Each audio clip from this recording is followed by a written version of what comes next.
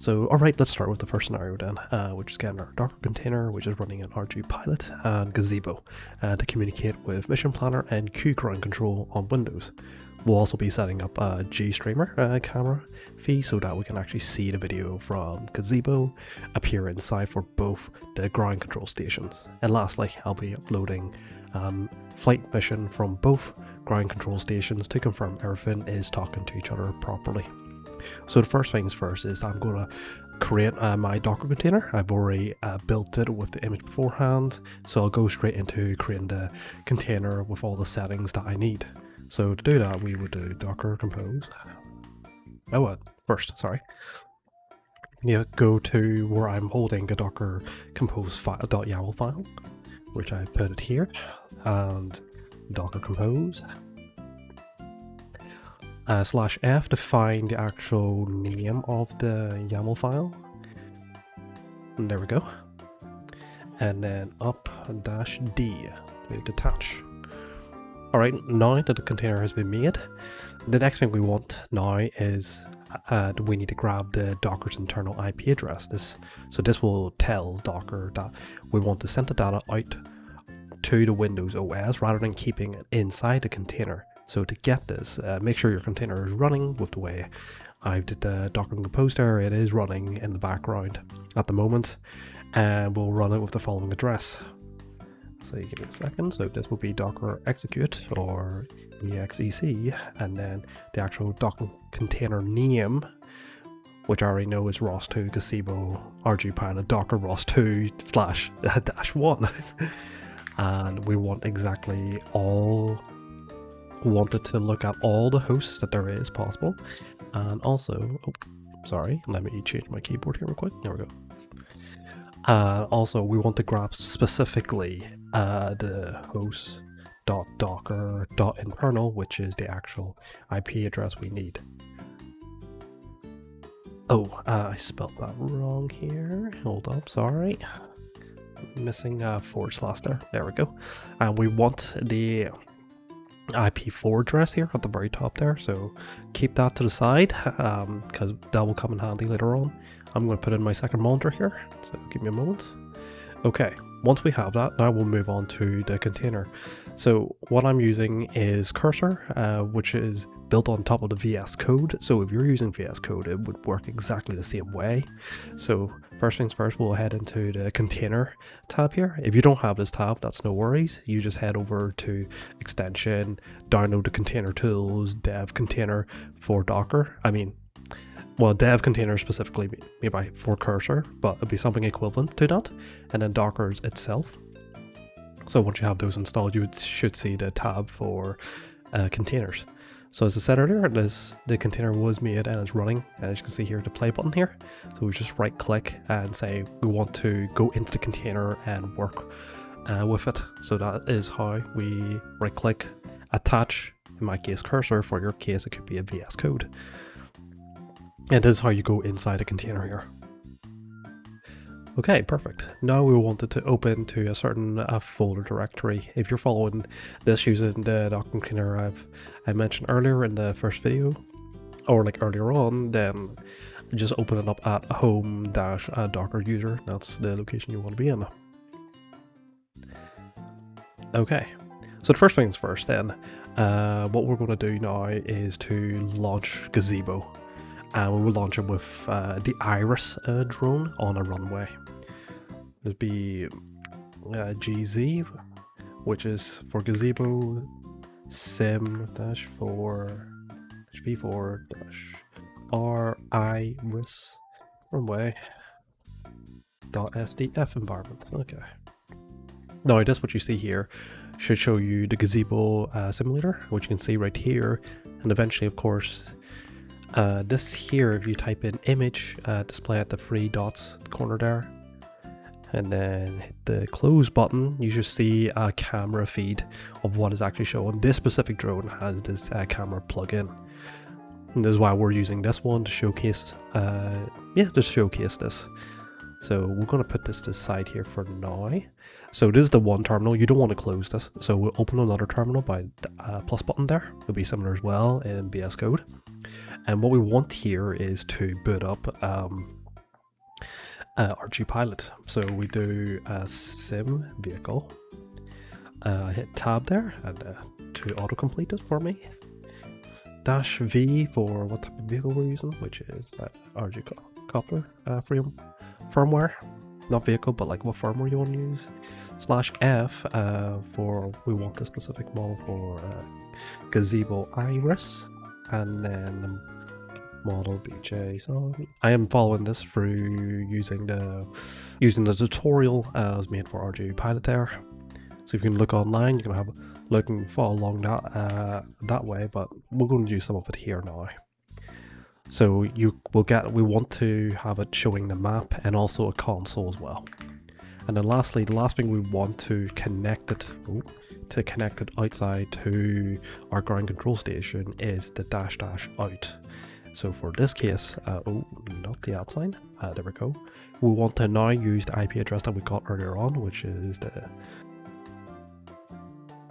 You can of course, if you already have experience, you could of course use host.docker.internal and it'll just automatically complete it for you, but in this case we just want to show it exactly how it works. So, and then the port for this is 14550. And then we hit enter.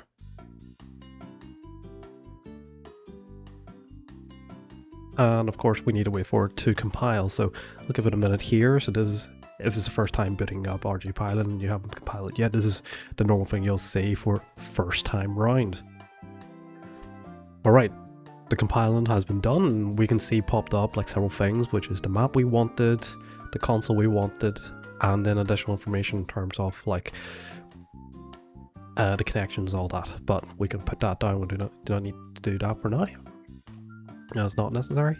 We do want to showcase this though. Ooh. You can now, if you want to, is interact Gazebo with ArduPilot as is right this moment. I can show you now quickly. Oh, there we go. But here, as you see, MAV, that is MAV, and let's actually scroll this bit back here as well, so then you can actually see, especially where it says stabilize there.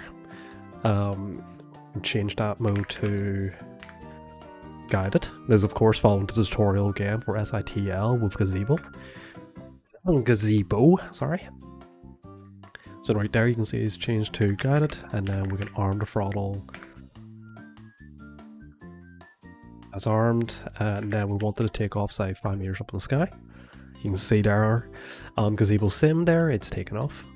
I was like, fantastic, it's working as intended. And then after that we just switch the mode back to land, just landing it. And give it a few seconds here and it should initiate the land sequence. Like, there we go. So let's make sure this is actually disarmed. Okay, it's on mode land. I can change this back to guided. You don't need to, but I'm just going to do it anyway for myself, just so I know. So just guided here, fantastic. The next thing we're going to do now is to go back to our a terminal for Windows. So I would just go to here and go to here. This terminal is for the Windows side of things, and because now we know that we have sent out the messages and so on, we set the port to 14550. We can now check to see on the Windows side is any data coming through from there. So here's a wee like Python code to see if that's the case. So we set our port to be 14550, tell it to bind to that exact port. We don't care. 0.0.0.0 is just a way to say like any port. I mean, any IP address. Doesn't matter as long as it's coming from this specific port. And then have it tell us exactly like where are you retrieving this data from, or you retrieving it from what IP address. So now let's have a look here. So what I want to do is Python 3. Where did I put this again? I have put this at, yeah, network check. At network check connection check.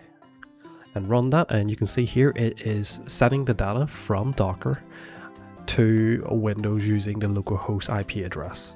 So that means that you do not need to change any of your settings in terms of like QGroundControl or MissionPlanner. So let me boot up MissionPlanner now then.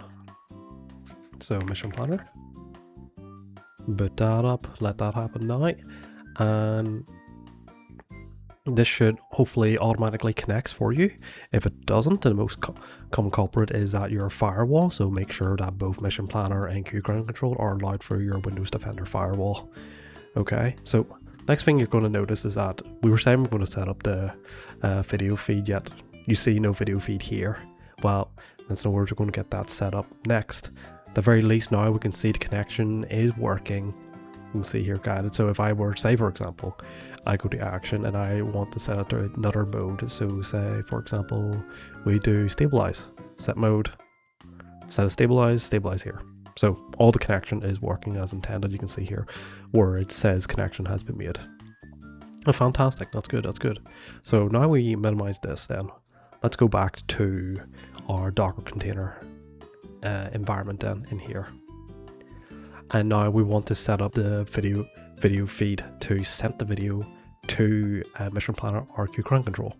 So the first things first is that we need to change the IP address for where the camera feed is going to. So we want to go into, for my case, if you're following my Docker container, we go to dev_ws. Then we go to install.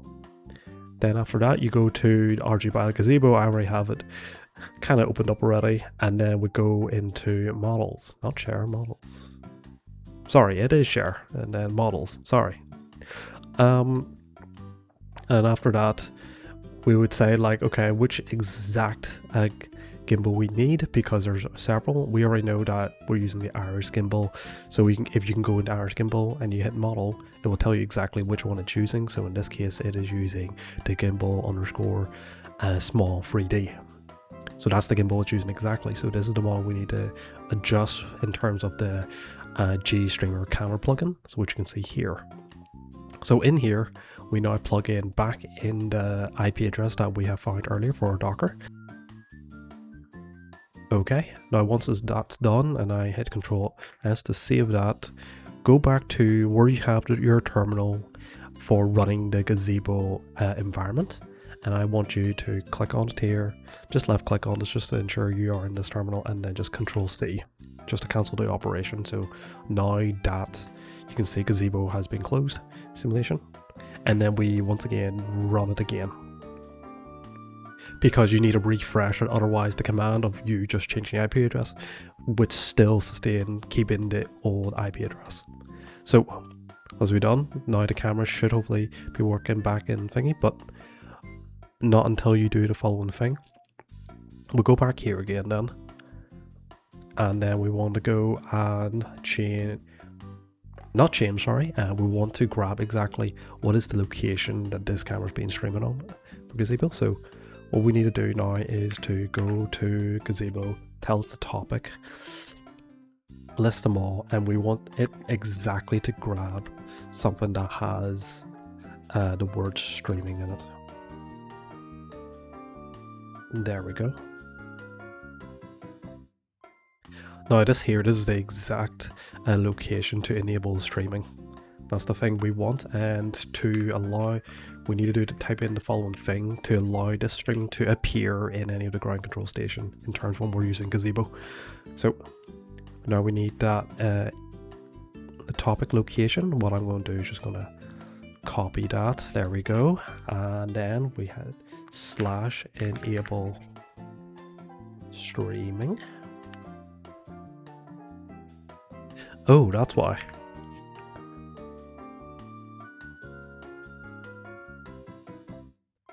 There we go. Now we enabled that. That was my bad. So now if I were to go back to MissionPlanner, there we go. Okay, that has worked now. My apologies, that was my bad. Now we can see the video has now appeared, and that's how you see the video here. So now the next thing I want to do now is, of course, say like if the video is not appearing, POV, that's no worries. Say you can close MissionPlanner and open again and see if it worked or not. Also, if it's not again, just right click, go to video, and then go to set Gstreamer source. I will have this linked somewhere in either on the screen or on the description if you want to copy this. This is what I see that I've used and input this for it to work. Maybe the default's working for you, that's great, that's fantastic, and then you don't need to touch it. If not, I'll have this put in the description then, sure. But this is now done. We'll just do a quick, like, just to test the communication, sure, from Windows going back to the Docker container to then showing the actual flight Gazebo. So let's go here, we'll go plan a mission. We want the actual location of where the vehicle is. We hit start. The first one should of course be takeoff. There we go. And then let's do this. And the last operation is to land. We now write this into memory for it. Fantastic. Go back to data, and then we head over to action.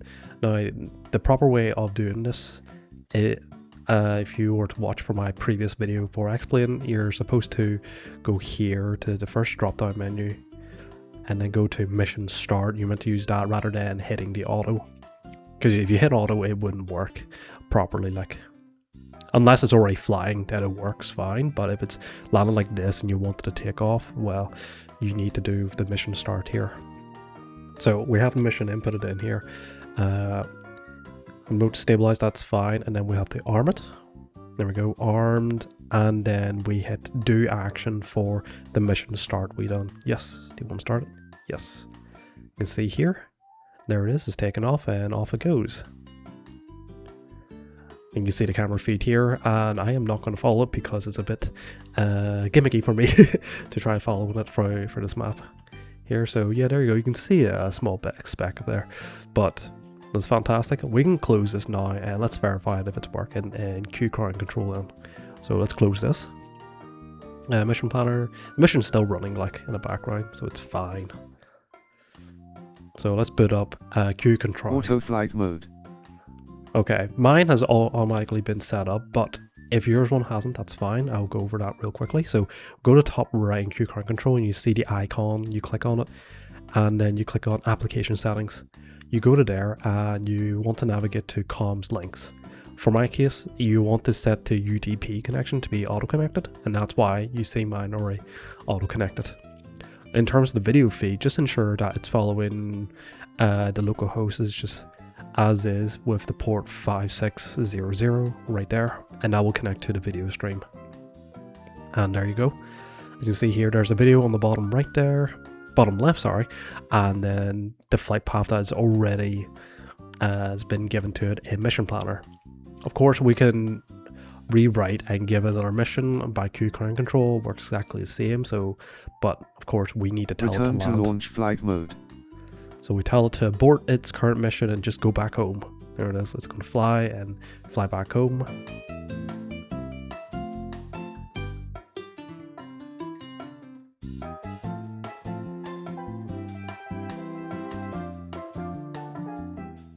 Oh, and I need to hit land as well. Land flight mode. Yes, thank you. And once it comes to full landing, there we go. Nice. Disarmed. Disarmed, fantastic. We want to remove the previous plan. Yes, and now we upload the flight plan that we just made. Oh, right, yeah, because, well, don't worry, we'll make it again. A straight line now, let's just do that. There we go. It's all done. Yes, upload required. Fantastic. You can see here on the console here it says the flight plan has been received. That means is retrieve it, and let's start the mission. Guided flight mode. Armed. Auto flight mode. QGroundControl has a very nice quality of life in comparison to MissionPlanner, but I'm much more used to MissionPlanner, which is why I typically go back to it. But it's up to you which one you like to use. But yes, this is the conclusion of using QGroundControl and MissionPlanner then on Windows to communicate to the Docker container, even though it's isolated. So that wraps up the first scenario then, in terms of ground control station on Windows successfully communicating with ArduPilot and Gazebo simulator running inside an isolated container. I'll go ahead now and end this segment of the video, and we'll set up for the next one then. Thank you for listening.